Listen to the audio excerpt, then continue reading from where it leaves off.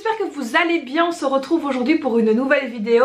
Et aujourd'hui on va préparer ensemble le budget du mois de mars. Ça y est, on est déjà au mois de mars. Donc là il arrive incessamment sous peu. Alors c'est le dernier mois complet avant l'arrivée de bébé. Donc du coup voilà, on va essayer de faire au mieux pour le budget. Alors quand je dis on va essayer de faire au mieux pour le budget, c'est que on va peut-être devoir payer un acompte à l'hôpital. Donc ça je le saurai dans les jours à venir. Donc du coup vous allez voir que je vais laisser une partie on va dire en suspens sur le compte. Normalement ce que j'ai pensé devrait totalement suffire, mais ça j'aurai la confirmation dans les jours à venir, parce que je vais avoir donc rendez-vous avec tout ce qui est anesthésiste, sage-femme, etc. Et donc c'est à ce moment là que je ferai la pré-réservation donc de ma chambre à l'hôpital, et c'est à ce moment là qu'on me dira si je dois payer ou non un acompte. Alors nous avons bien une assurance hospitalisation, etc. mais dans l'hôpital où je vais, il y a plusieurs types de chambres. Il y a les chambres doubles, il y a les chambres simples et il y a les chambres VIP. Donc moi je prendrai pas une VIP. Mais donc du coup voilà, il faut que je vois un petit peu par rapport aux différents types de chambres, ce qui, si on doit payer un acompte ou pas. Enfin voilà, il faut vraiment que je vois ça.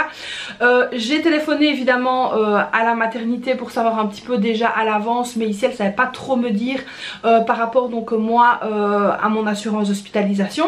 Donc du coup ça c'est la surprise. On verra quand j'irai à mon rendez-vous. Alors ce mois-ci on a aussi l'anniversaire de la petite, donc c'est le 31 mars comme ça vous le savez, et donc du coup on va prévoir également son anniversaire, parce que on va faire donc son anniversaire juste avant l'arrivée de bébé. Elle a déjà eu son cadeau, vous savez, j'avais été chercher, je vous avais expliqué, je vous avais d'ailleurs posé la question en vidéo au niveau des baskets. Donc elles ont eu toutes les deux en fait leur cadeau d'anniversaire déjà à l'avance, mais c'est vrai que voilà, vu qu'elles aiment bien les baskets un peu de marque, etc., et que ça a quand même un coût et que c'était vraiment ce qu'elles voulaient cette année, on s'est dit on va pas attendre la fin des soldes, c'était trop bête. Et donc du coup elles ont eu leur cadeau en avance. Donc il nous restera à fêter l'anniversaire évidemment comme il se doit. Donc là pour le coup avant l'arrivée de bébé. Alors aussi on a reçu le document pour que la petite parte en classe verte, à savoir qu'en plus elle part début avril, la pauvre. Donc elle part entre le 7 et le... C'est la deuxième semaine je pense, il faut que je vérifie, je pense que c'est le 7, enfin il faut que je vérifie au niveau des dates. Donc on croise évidemment les doigts pour que bébé n'arrive pas quand elle n'est pas là. J'espère que bébé arrivera après évidemment.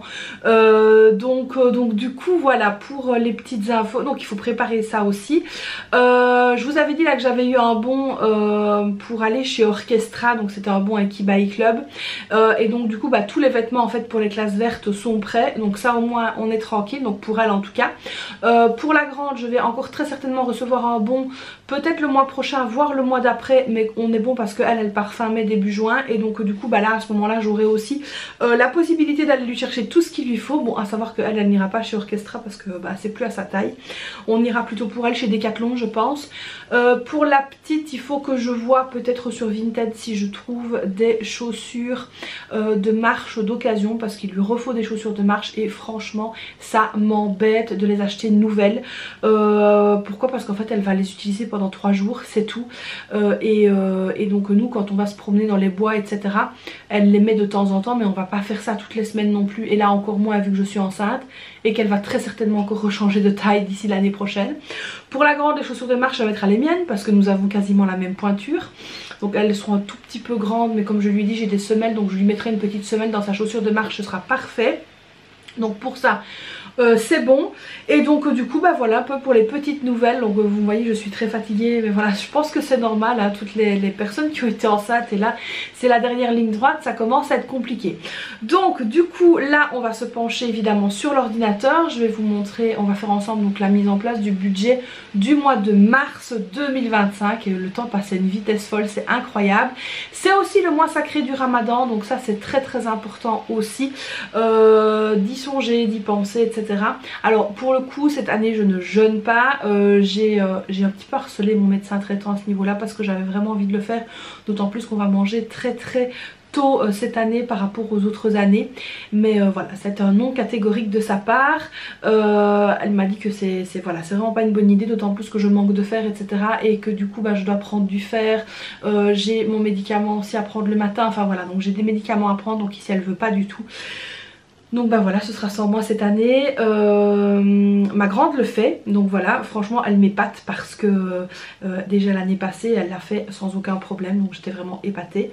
Elle est très déterminée à le faire, donc ça c'est vraiment très très bien. Mon mari évidemment le fait, et la petite va commencer aussi, donc on va faire pour le moment, je pense au départ, des demi-journées, des choses comme ça, peut-être jusqu'à 14 h, et puis peut-être si elle tient, aller jusqu'à la fin de la journée. Donc voilà un peu pour les petites nouvelles. Donc du coup je vais me sentir un petit peu seule là à partir du 28, comme ça, du 1er, ce sera le 1er très certainement. Je vais me sentir un peu seule à midi à manger, mais bon c'est pas grave, c'est l'habitude. Et donc voilà, alors pour ce ramadan-ci, on a déjà fait des très très grosses courses que je n'ai pas compté dans mon budget course. Vous verrez à la clôture, je les ai pas comptées dedans parce que je me suis fait en fait une avance sur les courses à faire pour les grosses courses de Ramadan. J'en ai profité que mon mari était donc à la maison le week-end pour aller faire justement ces grosses courses de Ramadan à l'avance, pour qu'il puisse m'aider à tout couper, tout congeler, tout préparer, etc. Parce que franchement j'en étais pas capable. Mes filles m'ont également énormément aidé aussi, et comme ça on a pu déjà préparer en fait tout ce que j'avais besoin pour cuisiner, donc ça c'est vraiment parfait. Et donc du coup je pense que pour le Ramadan on va vraiment faire très très très limite. Cette année je vais vraiment pas faire de folie parce que autant vous dire que je suis exténuée. Je sais pas si ça se voit mais je suis vraiment très très fatiguée. Même me filmer ça devient des épreuves, donc vous allez me voir, mais me voir beaucoup moins pour le moment je pense. Mais en tout cas voilà, on s'accroche, on essaye, et puis moi ce qui m'accroche et ce qui me fait tenir mon budget, c'est aussi de vous partager ça en vidéo, et j'essaie de vous partager plein de choses. Alors je sais que vous avez été très nombreux aussi à me demander des recettes de Ramadan en vidéo. Pour ne rien vous cacher, pour l'instant c'est très difficile parce qu'en fait je cuisine assise. Hier mon mari a préparé des cannelloni, donc j'étais à côté et je lui donnais les instructions. Donc c'était pas vraiment l'idéal pour vous filmer ce genre de vidéo. Mais si je peux, j'essaierai pendant Ramadan de vous filmer ma journée, des choses comme ça. En fait pour l'instant ma journée je fais pas grand chose, je reste allongée. Donc il ne se passe pas grand chose dans ma journée. Mais voilà, j'essaye quand même d'être un petit peu active. Mais ça devient de plus en plus compliqué.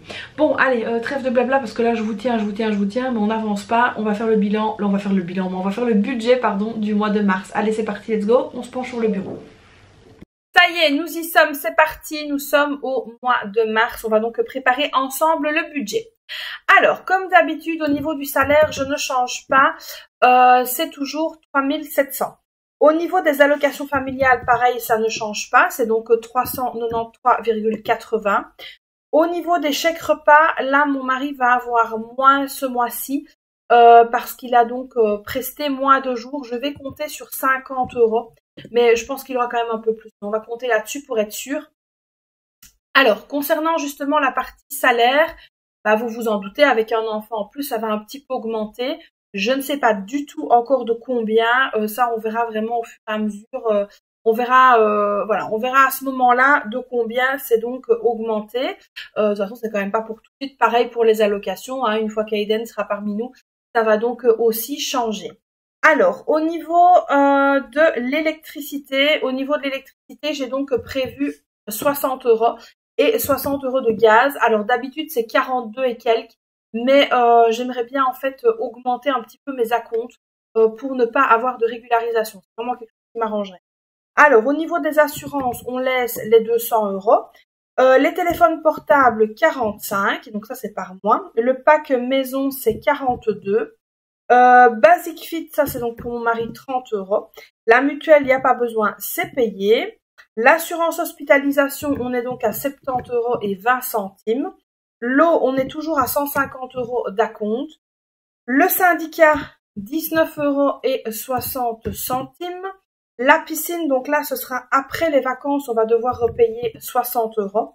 Alors, par contre, au niveau des médecins, là, ça va augmenter. Je dois mettre 165 € pour le mois de mars. Parce que, comme vous le savez, c'est la dernière ligne droite pour ma grossesse. Et donc, du coup, j'ai plein de contrôles. Donc, du coup, là, il faut que j'augmente. Au niveau des classes vertes, on doit donc payer maintenant pour les deux. Donc, 150 €. L'assurance solde restant due, 77 € et 26 centimes. Alors, au niveau de la maison, on est toujours sur 1050. Les échelonnements, 200. C'est pareil. Ensuite, alors, c'est là que ça va aussi un petit peu changer. Au niveau des courses, là, je vais mettre 450 parce que comme je vous expliquais au niveau de la viande, etc., on est nickel. Je ne dois franchement rien racheter à part si on a une petite envie ou quelque chose. Mais voilà, franchement rien de fou. Donc 450, on peut les laisser. Au niveau du carburant, là 225, à savoir que bah là moi je ne prends quasiment plus la voiture et que je ne me déplace quasiment plus. À savoir aussi que on est donc passé en Allemagne, etc. pour aller chercher les produits de soins et d'hygiène. Et franchement, j'ai dégusté le lendemain, donc c'était vraiment la grosse dernière sortie que je faisais. Alors ensuite, parking, on va laisser 20 €. La santé, 70. La beauté, là, je vais mettre 80 et plus 100. Parce que donc, mes ongles, bah voilà, c'est fini. Et j'aimerais juste bien aller chez le coiffeur avant d'accoucher, si je peux. Donc voilà, divers 50, vêtements rien. Pour les filles, toujours leur argent de poche à 50 €. Animaux, 50 €. Alors les 50 € pour mes filles, c'est 25 et 25. J'ai compris. Bébé Aiden, bah, il reste encore de l'argent de sa prime de naissance, donc si je dois racheter des choses, ce sera avec ça. Donc rien pour lui pour l'instant. Rien au niveau des sorties. Et perso, donc là je mets toujours le montant des chèques repas parce que c'est en fait, bah, mon mari s'en sert s'il veut manger un truc au travail.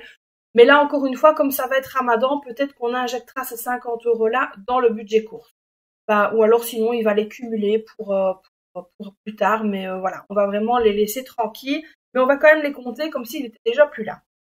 Au niveau du fonds de secours, 50 €. Oula, j'ai fait une bêtise.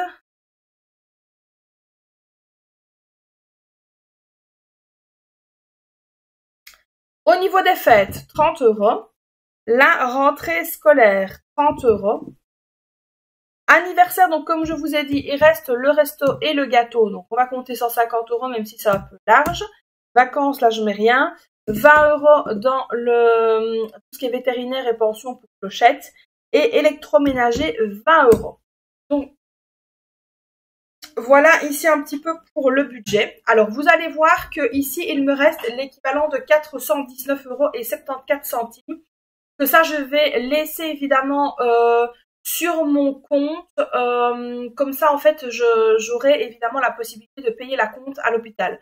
De toute façon, ici, comme je vous ai dit, la compte à l'hôpital, on m'a dit que ça ne dépasserait pas les 500 €. Donc voilà, ici, je prévois la 419.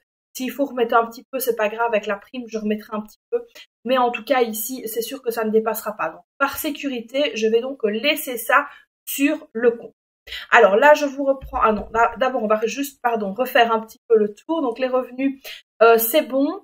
Au niveau des factures, c'est bon aussi. Les crédits, c'est bon. Les dépenses variables, on est à 1045. Et au niveau de l'épargne, on est donc à 300 €. Donc, on va laisser ça. On va pas trop chipoter pour le moment, vu qu'on est un petit peu dans l'incertitude avec bébé. Donc là, c'est bon. Maintenant, je peux vous reprendre face caméra. Donc pour le coup ici le budget était quand même très facilement fait. Donc vous avez vu que j'ai quand même laissé une somme assez conséquente. On ne sait jamais si on demande un acompte à l'hôpital. Alors il est très probable qu'on ne m'en demande pas parce que j'ai quand même une assurance assez élevée. J'ai pas pris l'assurance de base, donc logiquement je ne devrais pas en payer. Mais voilà, je préfère quand même être sûre. Alors qu'est-ce qui va se passer évidemment si on ne me demande pas d'acompte? Ce que je compte faire évidemment, c'est que je compte préparer une enveloppe pour mon mari. À mon avis ce sera plus une enveloppe virtuelle parce que lui l'espèce c'est très compliqué, il n'aime pas du tout ça. Et donc du coup je me suis dit que j'allais leur préparer une petite somme en fait pour le moment où j'accouche. Donc évidemment il faudra que tout soit prêt parce que tout simplement ils vont avoir une semaine, je vais dire, un petit peu plus compliqué dans le sens où je serai pas là pour cuisiner, etc. Même si je préparais des plats, l'intendance risque d'être un peu compliquée. Donc on ne sait jamais, je vais quand même leur laisser des sous comme ça prévus s'ils veulent aller manger quelque part, voilà, prendre un repas quelque part, m'amener un sandwich ou quelque chose comme ça, parce que la nourriture de l'hôpital c'est vraiment pas bon. Et donc du coup je me suis dit que j'allais faire comme ça. Donc ça va être vraiment là au niveau de l'organisation. Alors sinon quoi d'autre? Je vais reprendre la feuille parce que je l'ai déjà imprimée. Je pense que c'était tout. Oui, comme je vous ai dit, donc pour les chèques repas, là on verra bien si on les utilise ou si on les garde pour plus tard. Alors ah oui aussi, voilà ce que je voulais vous dire. Encore une fois, donc là on verra avec le remplissage du mois, mais il est très probable que tout ce qu'on touche encore en supplément par rapport à nos salaires, soit mis évidemment directement de côté pour faire donc toujours grandir notre défi là qui se porte quand même pas mal pour le moment. Donc on a touché à rien, donc ça c'est vraiment très chouette. Au niveau des remboursements, je vous avais dit que dès que je les aurai, je remettrai l'argent, mais comme je vous expliquais qu'on avait eu un invité et que j'ai utilisé une partie de ces remboursements aussi, parce que c'est vrai que quand on a un invité à la maison comme ça pendant plusieurs jours, on se déplace, on profite, etc. Et donc c'est vrai que du coup j'ai préféré utiliser les remboursements. J'ai pas utilisé tout, le reste je l'ai donc directement transféré sur le compte épargne, mais donc voilà, ils ne reviendront pas dans mon enveloppe de fonds de secours, mais le reste, et il ne restait pas grand chose, a été mis directement sur le compte épargne. J'ai encore des remboursements qui doivent arriver, donc ça on va attendre et on verra. Donc dès que je les reçois, je les mettrai évidemment dans l'enveloppe du fonds de secours, et ça on en reparlera donc très très vite. Donc voilà, j'espère que cette nouvelle vidéo vous aura plu. Comme d'habitude, vous n'hésitez pas à la liker, à vous abonner à la chaîne, activer la petite cloche, me laisser un petit commentaire. Et puis moi je vous fais plein de bisous et je vous dis à très vite pour une prochaine vidéo. Bye bye.